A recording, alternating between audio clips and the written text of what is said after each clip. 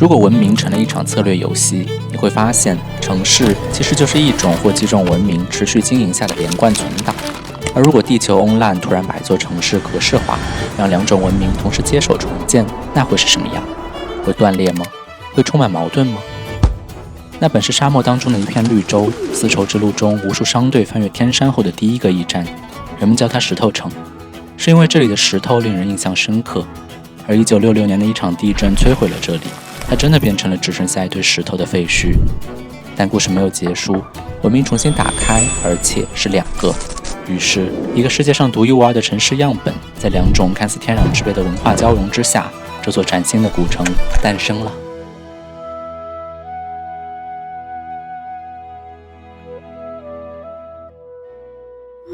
我们可以走吗？哎呀，麻烦了，这样拍就好了嘛。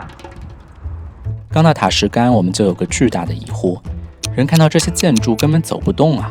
太漂亮了。但是当你打开相机，会发现怎么这么难拍啊？我就是有点手机迷错。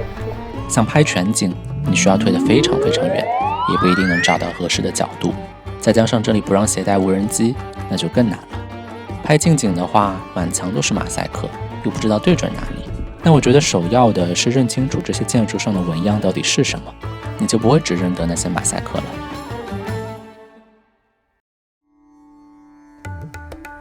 第一眼见到的马赛克，别急着眼花，先盯紧一处看，找到最小单位，会发现它们其实是由各种圆形、方形通过重复、旋转、交错延伸出来的五角形、六边形、八角形等复杂图案。有没有想到数形结合？没错，那真的是穆斯林的几何。他们通过几何图形研究宇宙规律，又把那些规律重复排列，一遍遍的欣赏，那是宇宙的秘密。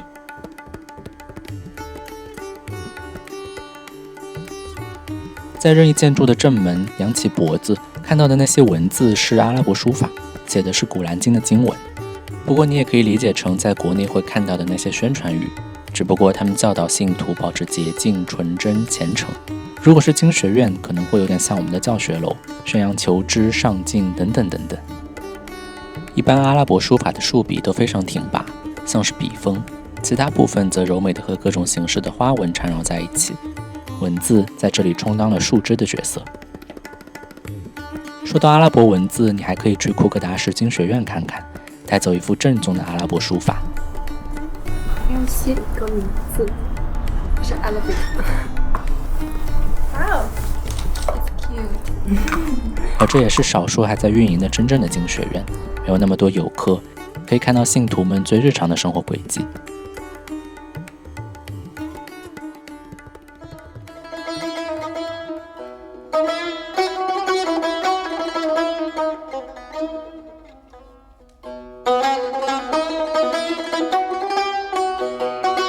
另外就是不可忽视的植物纹样，它们填补着图形的空隙，那一般是阿拉伯蔓草，一种卷曲的无限延伸的藤蔓，你永远找不到它们的起点和终点，因为那是生命的无限延续和珍珠的无处不在。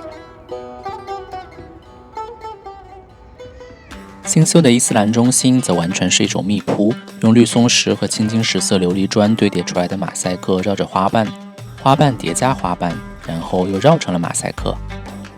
这里可以用极尽奢华来形容，有一个巨大的中央穹顶，建筑四面各有一扇巨型门楼，所以不管哪一面，你都会以为是正门，因为它要向四面八方的世人宣示，乌兹别克在伊斯兰文明中是有牌面的。塔什干工人群众团体。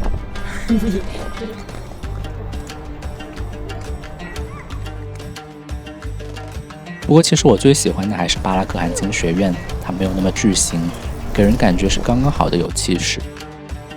如今的经学院已经不再使用，里面以纪念品商店为主。不过别急着离开，因为那一间间小小的店铺和大多数旅游景点不太一样，每一间都是真正的工匠和艺术家在经营，你能看到他们创作的过程。所以在这里买纪念品反而是整个塔什干最不容易踩雷的。还是个平起子。当你挑选完毕，艺术家会非常骄傲地在作品上署下自己的名字，郑重地交给你。这种仪式感让你觉得买到的不止纪念品，是一件真正的宝贝。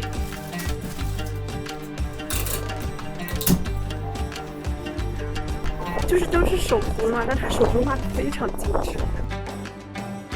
听我絮絮叨叨这么久，我却只能告诉你，塔什干的视觉奇观到此只是开了个头。1966年的苏联像个开服玩家一样，除了部分伊斯兰建筑的修复，其他一律从零开始。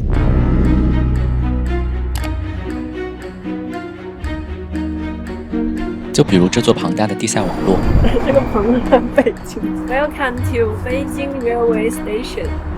The train is bound for the Universal Resort. 塔什干在70年代就拥有了地铁，和北京差不多时间，甚至50多年过去，中亚地区也没有几座城市拥有地铁。塔什干的地铁网络很好地融合了伊斯兰风格和苏联的宏大叙事，比如这一站，未来克苏鲁风的宇航员融汇太空理想，而那一站的大穹顶仿佛又把人送回了清真寺。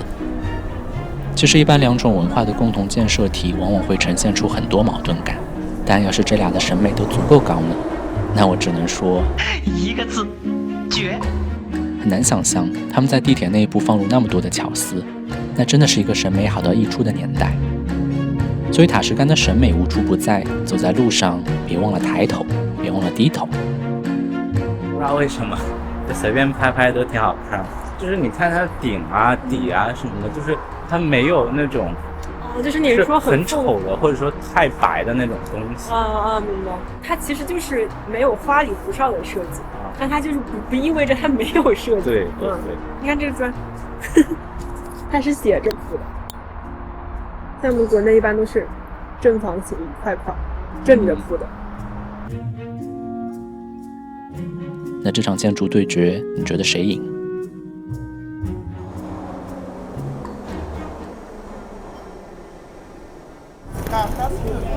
就是他线上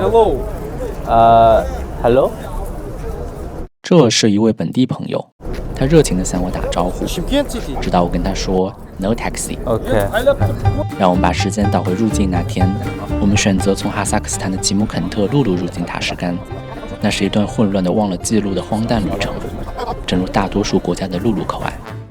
好在我们已经对陆路有了一些经验，才不至于慌不择路。入境了，但那一片太可怕了。对呀，就感觉中国人行走的钱袋子，就上来就蜂拥而至。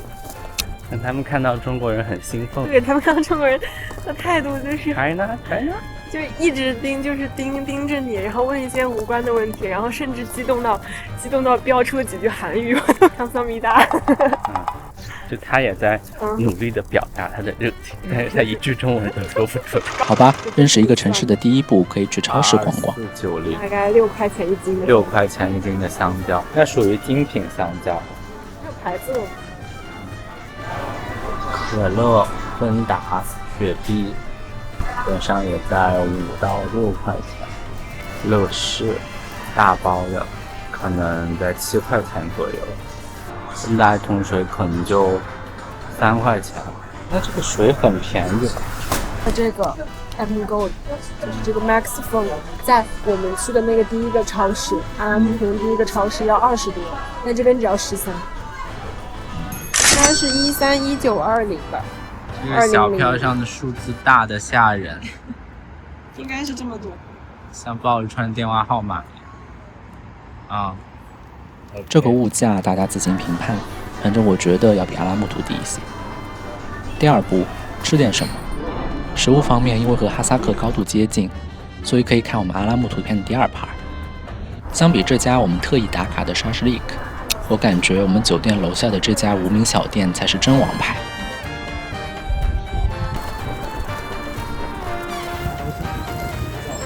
我们刚刚到达就被那阵烤肉香味勾住了魂，所以请永远相信第一时间吸引到自己的东西。第三步，出行方式。除了刚我们已经体验过的地铁，还有一种独特的交通工具，据说在中亚很流行。你在干啥？扫了，然后呢？你走了，我坐地铁。哎，你硬是把这个交通工具搞出了一种小孩在广场上骑滑板的感觉。哎，你真的很像那种小孩在广场上面滑滑板车。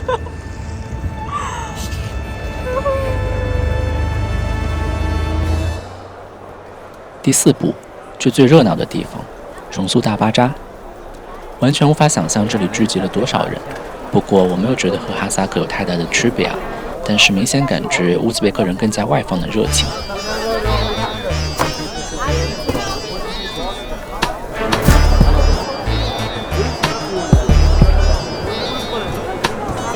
不过有的时候热情也需要好好分辨一下。Okay, yeah, maybe. Think it. Yeah, maybe. Yeah. We don't need 天平。中国摇钱树来了，这时候我们要说 Don't tell me what to do 那么一点点，小小的一小袋杏子干，花了多少？2万5，10多块钱，13块钱。那个老板采取了东南，就是极其匹配东亚式的服务态度，然后恨不得给你跪下，而且还想采取从你手中夺取钱包的方式。还好你态度强硬。我跟他说 I only have this money。No， 就跟他说没有钱。对。因为他们都把中国人当行走的人民，差点被他拉着走不动。对呀，好可怕呀！我刚走着发现你不见了，然后发现你已经在远处跟一个中亚男人在那里跟我招手。天，他那个钱，他会直接向你抢。他那个钱很难算得明白，所以其实可以直接给他你心里的价位，让他帮你去配，可能会好一点。也是，你拿出一张10万，他就会直接拿下，他不会找给你了。对，10万太大，尽量不要在这里花。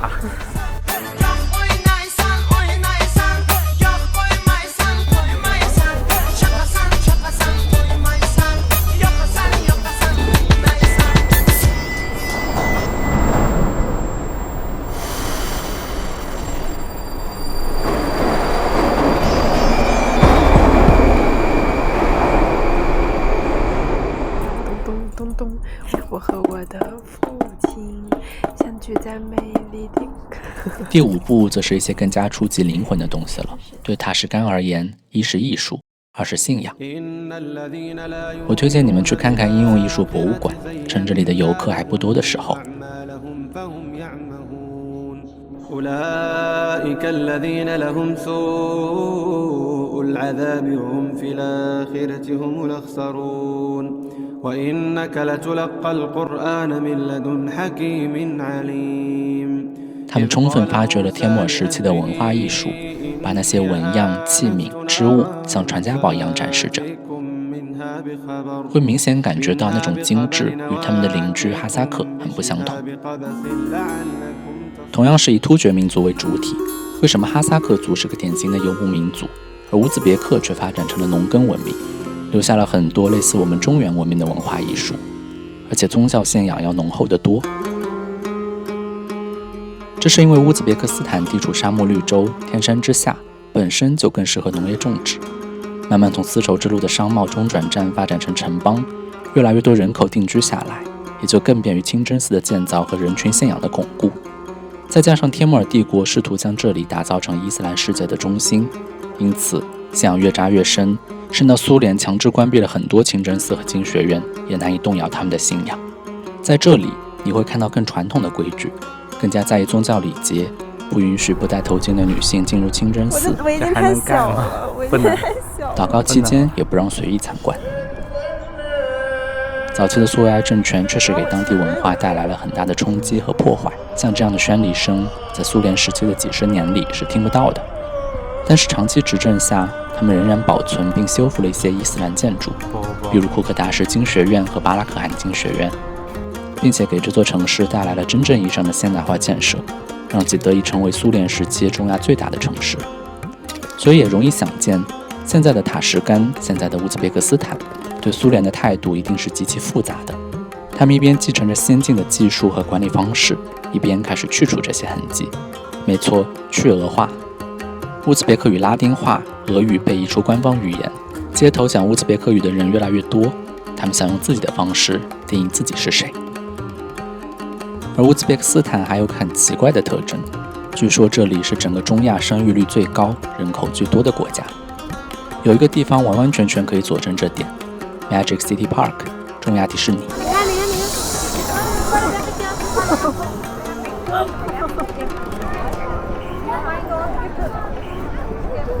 这人好多，这圈上全部是，人多的跟迪士尼似的。